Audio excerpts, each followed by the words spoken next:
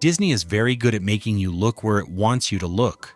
The lights, the music, the carefully managed sight lines, everything is designed to keep your attention on what's open, what's new, what's next, which makes it easy to miss what's closed, what's rotting, and what was announced with enormous fanfare and then quietly buried. This is the dark truth behind Disney's abandoned resorts. River Country, Bay Lake, Walt Disney World, Florida. Disney's River Country opened on June 20th, 1976, and for 25 years it was the kind of place that people remembered with genuine warmth. It was Walt Disney World's first water park. Not a polished, themed spectacle with corporate sponsors and a maximum height requirement, but something that felt deliberately rougher than that. The concept was an old-fashioned swimming hole, sandy beaches, wooden docks, rope swings over the water, slides that emptied into a natural-looking lagoon. Disney called it an old-fashioned swimming hole in the promotional materials, and for once the marketing was honest. The working title during development was Pop's Willow Grove. The park drew its water directly from Bay Lake, using a dam system to create the artificial lagoon. That detail matters later. The design was rustic by intention. Large boulders, lush landscaping, a general feeling that you had stumbled onto something off the beaten path rather than a Disney product. The slides were called Whoop and Holler Hollow and Slippery Slide Falls. There were inner tube rapids. There was a barrel bridge, a bumpy crossing over barrels in the water, similar to the one at Tom Sawyer Island in the Magic Kingdom. The ground was sandy rather than paved. For families staying at Fort Wilderness, it was a 10-minute walk. For a generation of Walt Disney World visitors, it was one of the clearest memories they brought home. The park even appeared on television. A 1977 episode of The Wonderful World of Disney called The Mouseketeers at Walt Disney World featured a musical number at River Country, with the late 1970s lineup of Mouseketeer cast members enjoying the slides and the beach. It was promotional content dressed as entertainment, which is entirely on brand, but it also captured something genuine about how the park felt. Loose, summery, the kind of place that did not require any particular enthusiasm for Disney's intellectual properties to enjoy. You just had to want to swim. Then Disney opened Typhoon Lagoon in 1989 and Blizzard Beach in 1995, and River Country had a problem. Both newer parks were larger, more dramatic, more thrillingly themed, and more efficiently staffed. River Country's attendance declined steadily through the 1990s. On November 2, 2001, the park closed as it did every year at the end of the season, with the stated intention of reopening in spring 2002. It never reopened. Disney said it might reopen if there was enough guest demand. There was not enough guest demand. In 2005, Disney officially announced the closure was permanent and removed the entrance water tower. For the next 14 years, the park sat where it had always sat, visible from the ferry that crosses Bay Lake, slowly being reclaimed by Florida vegetation. The closing music continued to play on a loop in the empty park because nobody had turned off the power. The lights came on automatically at dusk. Security cameras watched over the decaying slides and the empty lagoon. No guests came.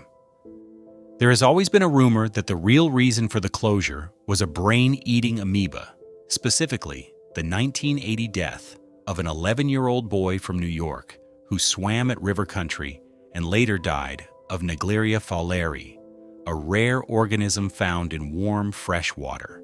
His family sued Disney. The case was settled. The park continued operating for another 21 years after the incident, which makes it difficult to argue the amoeba was the direct cause of the closure.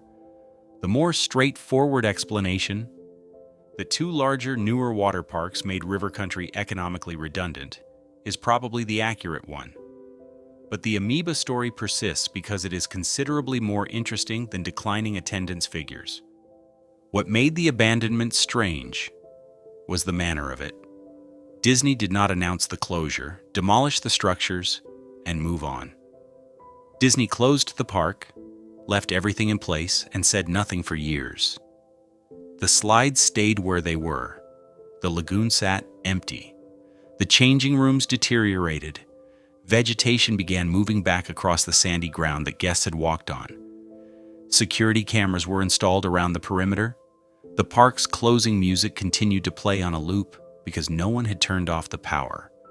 A detail that has a particular quality of weirdness that no amount of explaining fully dispels. Guests taking the ferry across Bay Lake could see the ruins through the trees and were given no explanation of what they were looking at. This became a pattern with Disney's abandoned properties: silence, security, and the slow work of nature. The company does not typically acknowledge what it has decided to leave behind. There are no historical markers, no retrospective acknowledgments, no guided tours of the decay. The thing either gets demolished or it gets forgotten. River Country eventually got demolished. Discovery Island, as we will get to, got forgotten. By 2019, Disney demolished most of the remaining structures to clear the site for a new resort development. After a complicated journey through announced plans, a pandemic, cancellations, and rebranding, the site is currently under construction as Disney Lakeshore Lodge, scheduled to open in 2027. The swimming hole is gone. The rope swings are gone. The specific quality of late afternoon light on that sandy beach exists only in the memory of the people who were there. Discovery Island, Bay Lake, Walt Disney World, Florida. Discovery Island sits in the middle of Bay Lake, about 11.5 acres of land that you can see from the Walt Disney World monorail, from Disney's Wilderness Lodge, from the Contemporary Resort, and from virtually any boat crossing the lake. It is clearly visible. It is also completely inaccessible. A wooded island with crumbling structures, collapsed walkways, and the remnants of a wildlife sanctuary that closed in 1999, left exactly as it was on the last day it operated. The island has a history that predates Disney considerably. In the early 20th century, it was known as Raz Island. In the late 1930s, it was purchased for $800 by a man named Delmar Nicholson, nicknamed Radio Nick, who renamed it Idle Bay Isle and lived there with his wife and a pet crane for roughly 20 years. Disney bought it in 1965 as part of the massive land acquisition that preceded the construction of Walt Disney World, paying significantly more than the $800 Radio Nick had spent. Disney opened it to guests in April 1974 as Treasure Island, a nature-focused wildlife attraction where visitors could observe a variety of bird and animal species in a naturalistic setting. The name was changed to Discovery Island in 1977. At various points, the island housed scarlet ibises, Galapagos tortoises, lemurs, American alligators, and dozens of bird species.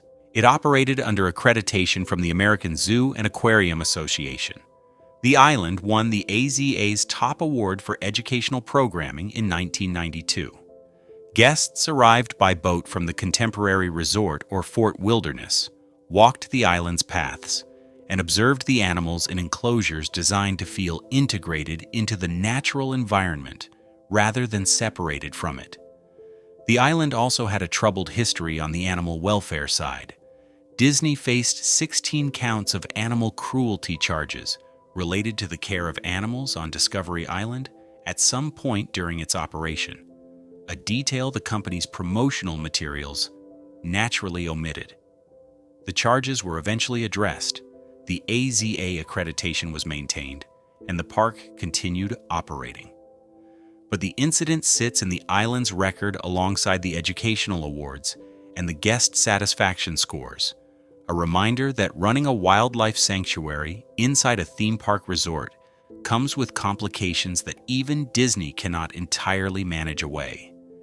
In 1998, Disney opened Animal Kingdom, a full-scale theme park built around the concept of wildlife and nature, and Discovery Island's specific value as an attraction became harder to justify. The island closed on April 8, 1999. Every animal was relocated. Every structure was left standing. What happened next is what makes Discovery Island unusual, even by Disney's standards. The company has never announced plans to develop it. It has never been demolished. It has never been repurposed. It sits in the middle of a lake that thousands of Disney guests cross every day, visible and inaccessible, while the vegetation slowly takes back the pathways and the buildings accumulate 25 years of Florida weather.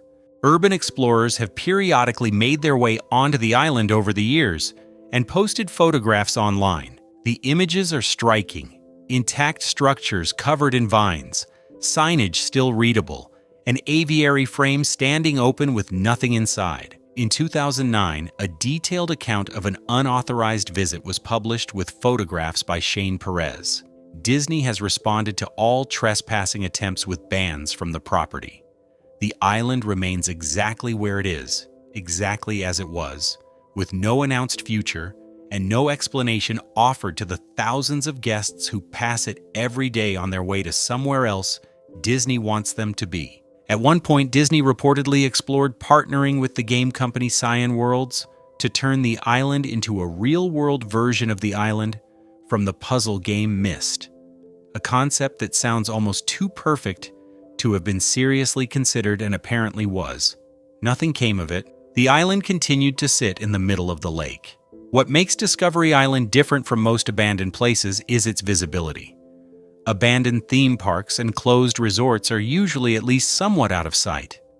Overgrown, fenced off, removed from the daily experience of the people who once used them.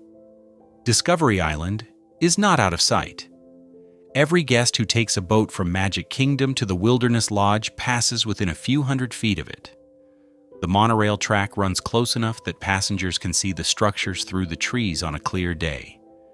Disney built the entire lake transportation system around an island it then closed and never discussed again. As of 2025, all original buildings and attractions remain on the island, sustaining increasing damage from hurricanes and 2.5 decades of Florida weather. Disney has not announced development plans. Security remains tight. The island continues to be, by a significant margin, the most unusual piece of real estate at Walt Disney World. An abandoned wildlife sanctuary in the middle of a theme park resort, visible to thousands of guests daily and acknowledged by none of them, because the company that owns it has never given those guests any reason to look. Disney's America, Haymarket, Virginia, never built. Disney's America was announced on November 11, 1993, with the kind of confidence that suggests the people making the announcement had not yet fully understood what they were getting into. The project was a history-themed park planned for 3,000 acres in Haymarket, Virginia, roughly 35 miles west of Washington, D.C., and approximately 5 miles from Manassas National Battlefield Park, site of 2 major Civil War battles. The $650 million park was scheduled to open in 1998. CEO Michael Eisner, who had been inspired by a visit to Colonial Williamsburg in the early 1990s, conceived the project as a way to make American history accessible and emotionally engaging for families. The proposed attractions were ambitious: a Civil War fort experience, a Lewis and Clark whitewater rafting ride, a Native American village, a recreation of Ellis Island, a 1930s airstrip with vintage aircraft, and an 1800s industrial town called Crossroads, USA, as the central hub. 9 distinct themed zones across 125 to 185 acres, with hotels, housing, a golf course, and nearly 2 million square feet of retail and commercial development surrounding the park. Disney had spent 2 years quietly acquiring land through shell companies before the announcement.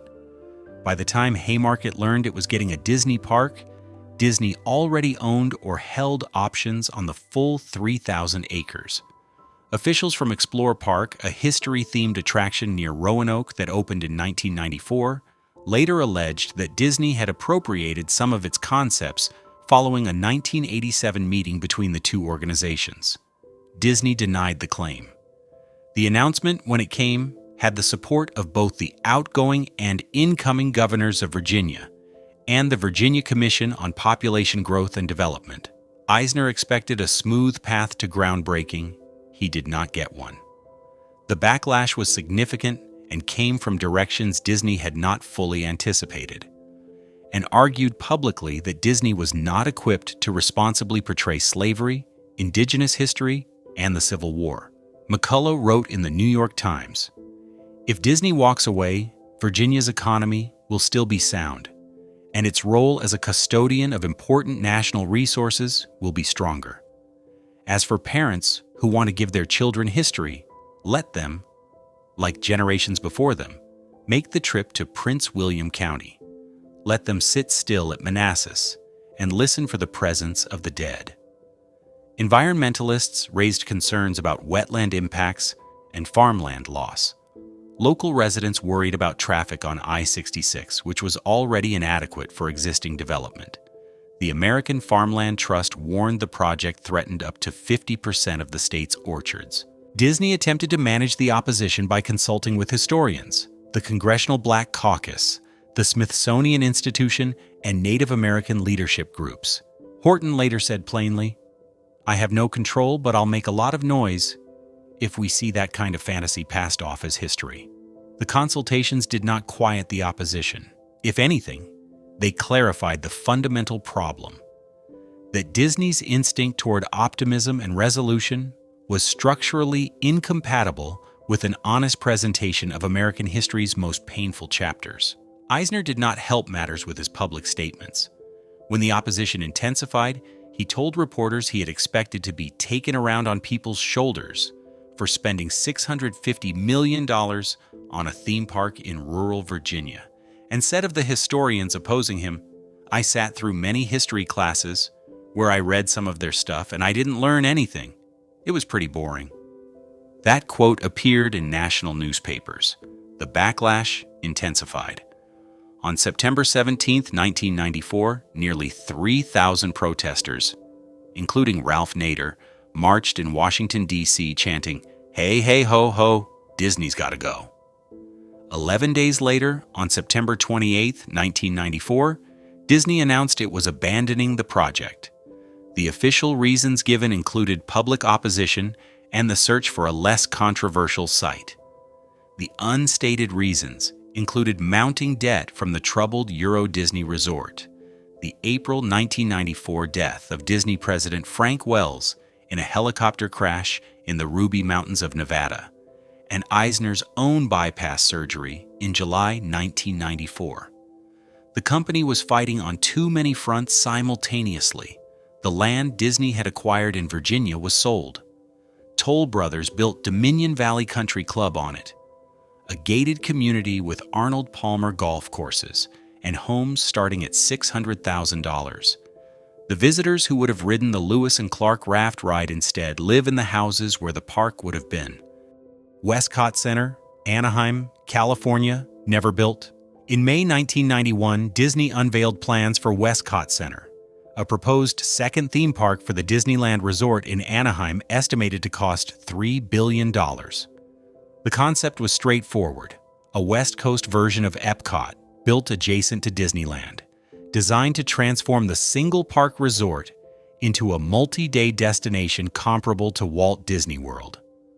Westcot was not intended to be a clone of the Florida park. The centerpiece would have been Space Station Earth, a massive golden sphere, larger and more visually arresting than Epcot's Spaceship Earth, anchoring a future world section with updated versions of existing Epcot attractions, including Horizons, World of Motion, Journey into Imagination, Universe of Energy, The Living Seas, and Wonders of Life. The World Showcase equivalent would have featured pavilions representing London, New York, and Toronto, each with e-ticket thrill rides rather than the slower-paced experiences of the Florida original. The hotels would have been built inside the park perimeter, on islands accessible by boat, giving the entire development a density and integration that Epcot's sprawling layout never achieved. The budget killed it. $3 billion in early 1990s construction costs, combined with the financial disaster of Euro Disney, which had opened in April 1992 and was losing money at a rate that alarmed the entire company, made the project impossible to sustain. Euro Disney had been projected to be profitable quickly, and was not. Disney was carrying a debt load from the Paris park that constrained every other major capital decision the company made in the mid-1990s. Westcot was shelved in 1995. The land set aside for it was eventually used for Disney California Adventure, which opened in 2001 at a fraction of Westcot's projected cost, and with a concept celebrating California itself that bore no resemblance to what had originally been planned. Disney California Adventure opened to sharply negative reviews. The park was widely criticized for feeling cheap, underdeveloped, and insufficiently themed compared to the park it sat next to. Disney spent over $1 billion in subsequent years expanding and improving it. The total investment eventually exceeded what Westcot would have cost. Whether the original plan would have served guests better is a question Disney's accounting department presumably prefers not to revisit. What Westcot represented, a genuine attempt to build something ambitious and dense and intellectually engaging for Disneyland's second gate, was replaced by a park that opened underfunded and spent its first decade apologizing for itself through expensive renovations. The golden sphere that would have anchored Westcot's skyline never got built. In its place, on the same land, stands the Storyteller's statue, a bronze depiction of a young Walt Disney arriving in California in 1923 with Mickey Mouse beside him on a suitcase. The plaque reads, "We are just getting started." That is either genuinely moving or deeply ironic, depending on your awareness of what was supposed to be there. Port Disney, Long Beach, California, never built. On July 31, 1990, 10 months before the Westcot announcement, Disney revealed a second California project, Port Disney, a $2 billion waterfront development planned for 350 acres in Long Beach. The centerpiece was Disney Sea, a marine-themed park built around underwater exploration, tropical reefs, mythical sea creatures, and deep-sea adventure. 5 hotels would surround it. The concept art showed circular structures rising from a vibrant shoreline with the Pacific Ocean as backdrop. Disney Sea was, by the accounts of everyone who saw the concept art and early plans, extraordinary. The thematic ambition was unlike anything Disney had built at that point. An entire park organized around the ocean, designed to be simultaneously beautiful and intellectually engaging. The Long Beach location offered genuine proximity to the water, a natural harbor setting, and a city that was actively seeking the kind of economic development a Disney resort would bring. The environmental concerns were serious and genuine. Long Beach's coastal ecosystem was fragile, and a development of this scale on the waterfront raised legitimate questions about marine habitat impact. The city and Disney could not reach agreement on infrastructure improvements, particularly regarding the Long Beach Freeway. The financing pressure from Euro Disney made the $2 billion commitment untenable. Disney officially shelved Port Disney and shifted focus to Anaheim, where the Westcot concept was already in development.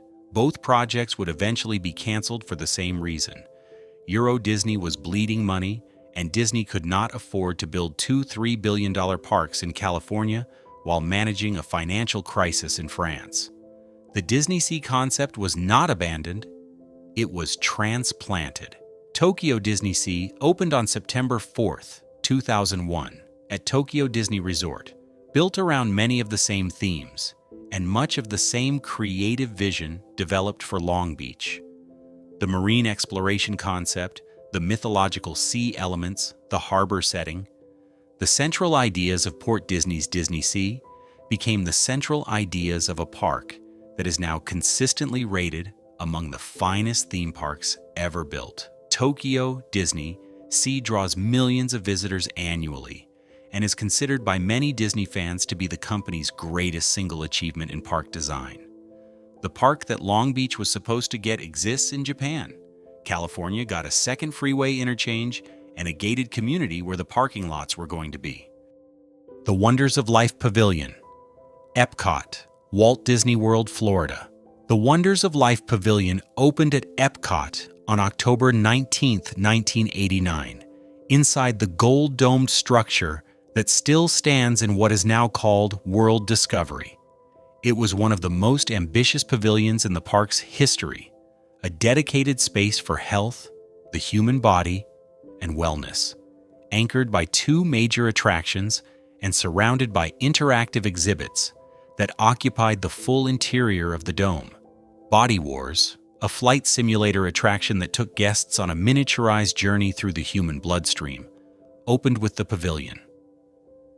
Cranium Command, a comedic theater experience narrated by an animated character navigating the brain of a 12-year-old boy, opened alongside it. Both were produced at a level of creative ambition that was normal for late 1980s Disney. Elaborate, intelligent, built with the expectation that guests would find human biology as interesting as the Imagineers did. Cranium Command in particular had a devoted following and is still regularly cited by former guests as one of the most genuinely funny and creative attractions the park ever produced. The conceit that a nervous young cadet named Buzzy was piloting the emotional and physical responses of an ordinary 12-year-old navigating a school day was executed with a cast of celebrity voice actors representing different parts of the brain and a kind of cheerful irreverence that Epcot's more earnest pavilions rarely managed. The pavilion never had a corporate sponsor to sustain it, which at Epcot is something close to a structural death sentence. The park's original model depended on corporations funding individual pavilions in exchange for branded presence. Kodak, Exxon, General Motors, Kraft all underwrote specific attractions. Without that revenue, maintenance and programming became difficult to justify against other budget priorities. Attendance at the Wonders of Life gradually declined as other Epcot attractions were updated and the pavilion's exhibits began to feel dated. The pavilion went seasonal in 2001, operating only during the busiest park periods. It closed permanently in 2007. The dome sat empty for years, occasionally pressed into service as a festival venue or corporate event space. In 2019, Disney announced it would be transformed into the Play Pavilion, a technology-focused interactive experience for children. The pandemic interrupted construction. After years of reassessment, the Play Pavilion was officially canceled. The dome still stands. The exterior is unchanged. The interior is largely empty, used periodically for private events that most park guests never know are happening inside. Body Wars and Cranium Command were two of the more genuinely creative attractions Epcot produced in its first decade. Neither exists anywhere in any Disney park. The dome that housed them is visible from the pathway between Future World and World Showcase, a large and obvious structure with nothing to indicate what is or is not inside. Guests who were not there for the original pavilion have no reason to think about it. Guests who were there tend to think about it more than Disney would probably prefer. Disney's instinct has always been to control the narrative. What gets built, what gets remembered, what quietly disappears without a press release. River Country gets demolished after 17 years of rot. Discovery Island sits in a lake that 1 million people cross every year and Disney says nothing. Virginia gets a subdivision instead of a Civil War fort. Long Beach gets nothing, while Tokyo gets the park that should have been built on the Pacific coast. The Wonders of Life Dome stands in the middle of Epcot with its lights off, visible to every guest walking between Future World and World Showcase, and not one sign explains what it was. This is not accidental. Disney's communication strategy around abandoned projects is, as far as anyone can tell, to simply not communicate. No retrospectives, no historical acknowledgments, no guided tours of what used to be there. The things that worked get celebrated. The things that didn't get erased, or in Discovery Island's case, left exactly in place, on the assumption that nobody will ask. The company is not unique in abandoning things. Every large organization leaves wreckage behind. What makes Disney's abandoned projects specific is the gap between the scale of the dream and the completeness of the silence afterward. The promises were made at press conferences with concept art and scale models and executives in good suits. The withdrawals were made in brief statements citing market conditions and changing priorities. The swimming holes and the wildlife sanctuaries and the Civil War forts and the Golden Spheres and the underwater parks. All of them were real enough to have names and budgets and opening dates. And then they were gone, and the company that built them moved on to the next announcement. If this gave you something to think about, hit that like button and subscribe. There is no shortage of Disney history to cover.